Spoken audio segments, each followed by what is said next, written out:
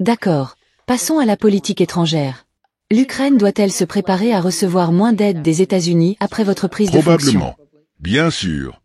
Vous avez dit que vous pouvez mettre Nous en fin à la sommes à guerre en 350 24 milliards heures. de dollars contre 100 milliards pour l'Europe. Pourquoi l'Europe n'en fait-elle pas autant que nous? L'Europe devrait intervenir davantage, il devrait équilibrer les choses. Et Biden, tout ce qu'il avait à faire, comme je l'ai fait avec l'OTAN, c'était simplement dire, vous devez payer vos contributions. À l'époque, il ne les payait pas.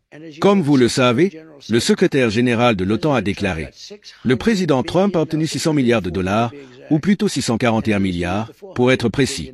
Avant, je parlais de 400 milliards, mais il m'a corrigé. Non, vous avez obtenu 641 milliards en exigeant qu'ils respectent leurs engagements. Nous payons presque tout pour l'OTAN. Et vous savez pourquoi j'ai obtenu cet argent? Parce que je l'ai demandé. Ce n'était pas si compliqué. L'Europe, de son côté, ne contribue qu'à une fraction. Pourtant, la guerre avec la Russie les concerne davantage que nous. Bien sûr, c'est important pour tout le monde, mais c'est encore plus Vous avez crucial dit pour que vous l'Europe que pouvez pour mettre nous. fin à la guerre en 24 heures. Vous avez même dit que vous voulez essayer de la terminer avant votre prise de fonction. Essayez-vous activement de le rencontrer? Avez-vous parlé au président Poutine?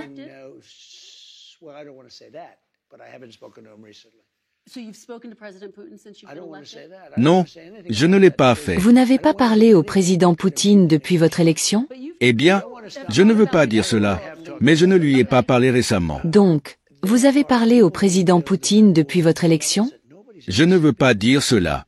Je ne veux rien dire à ce sujet, parce que je ne veux rien faire qui pourrait nuire à la négociation. Permettez-moi de vous parler d'un sujet que je n'ai pas encore abordé. Il y a des pertes humaines dans cette guerre à une échelle inimaginable, comparable seulement à la Seconde Guerre mondiale. Et même là, si l'on y regarde de près, vous savez ce que c'est? Ce sont surtout des soldats.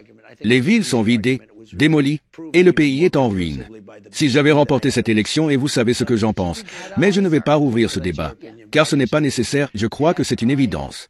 Les résultats de cette victoire récente l'ont confirmé de manière encore plus éclatante. Mais vous l'avez fait.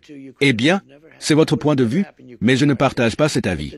Si j'avais été aux commandes, premièrement, la situation en Israël ne serait jamais arrivée. Deuxièmement, le conflit en Ukraine n'aurait pas eu lieu. Cela n'aurait jamais dégénéré entre l'Ukraine et la Russie. Mais aujourd'hui, le nombre de morts est effarant. Des soldats, des jeunes, de magnifiques soldats. Des centaines de milliers de vies sacrifiées. Et c'est frappant, les pertes sont égales des deux côtés. Totalement équilibrées sur les champs de bataille. Vous savez ce qui arrête une balle? Un corps humain. Et des centaines de milliers de corps séchants. La Russie a probablement perdu 500 000 hommes. L'Ukraine, bien plus que ce qu'ils annoncent, probablement 400 000. Vous imaginez ces champs remplis de corps. C'est la chose la plus absurde que j'ai jamais vue. Cela n'aurait jamais dû être toléré. Biden aurait dû intervenir pour empêcher cela. Monsieur, les États-Unis resteront-ils dans l'OTAN pendant votre mandat? L'OTAN. Vous engagez-vous à ce que les États-Unis restent membres de l'OTAN Encore pendant une fois, votre mandat? ils doivent payer leurs factures. S'ils paient leurs factures, absolument. Mais s'ils ne paient pas, ce n'est pas envisageable. L'OTAN profite de nous à deux niveaux. Premièrement, les nations européennes abusent de nous dans le commerce. Elles refusent nos voitures, nos produits alimentaires et bien d'autres choses. Elles jugent cela normal, ce qui est scandaleux. Deuxièmement, nous assurons leur défense.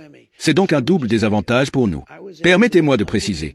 J'ai réussi à obtenir des centaines de milliards de dollars pour l'OTAN simplement en adoptant une position ferme. J'ai dit au pays, je ne vous protégerai pas si vous ne payez pas. Et ils ont commencé à contribuer. Cela représente plus de 600 milliards de dollars, une somme colossale. Sans cet argent, ils n'auraient même pas les moyens de se défendre. Donc, s'ils paient leurs factures et s'ils nous traitent équitablement, la réponse est claire. Oui, je resterai avec l'OTAN. Mais si ce n'est pas le Absolument. cas, envisageriez-vous de Absolument. quitter? Oui, sans aucun doute. Passons maintenant au Moyen-Orient, monsieur. Il y a encore des otages américains retenus à Gaza. Vous avez dit cette semaine que si les otages ne sont pas libérés avant le jour de l'inauguration, je cite, « Ce sera l'enfer sur Terre ». Que vouliez-vous dire exactement? Je ne suis pas très optimiste quant au fait qu'il y ait encore beaucoup de survivants, malheureusement, car j'ai vu comment ils ont été traités. Je pense à cette jeune fille violemment tirée par les cheveux, jetée à l'arrière d'une voiture comme un vulgaire sac de pommes de terre. Et j'ai dit, c'est de la haine pure. Puis j'ai demandé, qu'est-il arrivé à cette jeune fille? Une belle jeune fille, traînée de cette façon, avec du sang coulant sur tout son corps. Imaginez ce que ses parents ont ressenti. Elle a été jetée à l'arrière d'une voiture par un homme horrible. Et quand j'ai demandé « Comment va-t-elle ?», on m'a répondu « Elle est morte. » Elle est morte, monsieur. Je ne pense pas qu'il reste autant d'otages que certains le croient. Oui, c'est ce que je pense. Ce n'est que mon avis. Allez-vous faire pression sur le Premier ministre Netanyahou, avec qui vous avez une très bonne relation, pour mettre fin à la guerre à Gaza? Je veux qu'il mette fin à cela, mais il faut obtenir une victoire.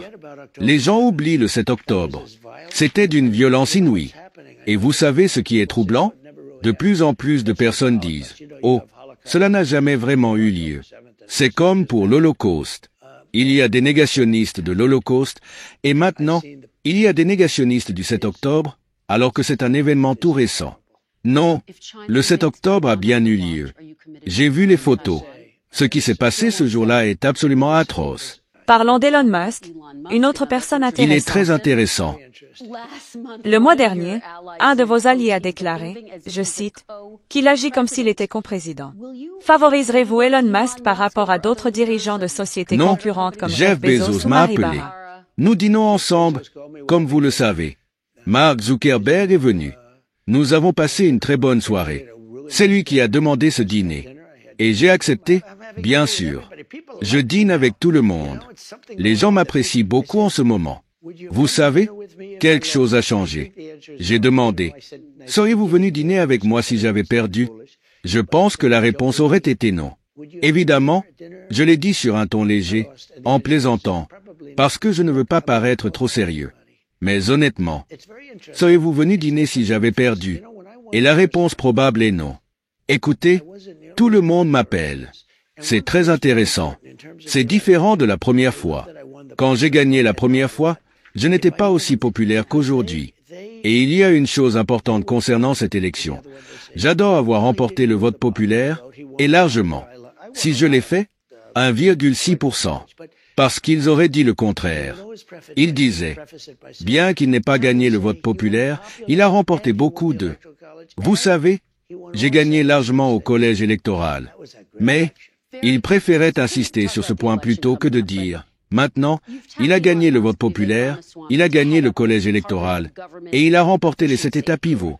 C'était une grande élection. Les déclarations de Donald Trump soulèvent des questions cruciales sur les grands enjeux internationaux, mais elles offrent aussi une perspective claire sur sa stratégie en matière de politique étrangère et économique. Prenons quelques instants pour analyser en détail ces propositions et leurs implications. Tout d'abord, sur l'Ukraine, Trump critique ouvertement le déséquilibre entre l'aide massive des États-Unis et la contribution européenne, affirmant que l'Europe doit prendre plus de responsabilités dans une guerre qui la concerne directement. Est-ce une vision réaliste ou une stratégie risquée pour les relations transatlantiques? Trump promet également de mettre fin à la guerre en 24 heures, mais n'explique pas concrètement comment il y parviendrait. Pensez-vous que cette promesse est crédible, ou s'agit-il simplement d'une stratégie électorale? En ce qui concerne l'OTAN, Trump a rappelé ses précédents succès à contraindre les membres à payer leurs contributions.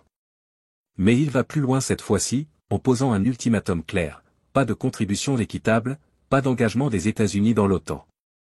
Cette position pourrait redéfinir l'avenir de l'Alliance.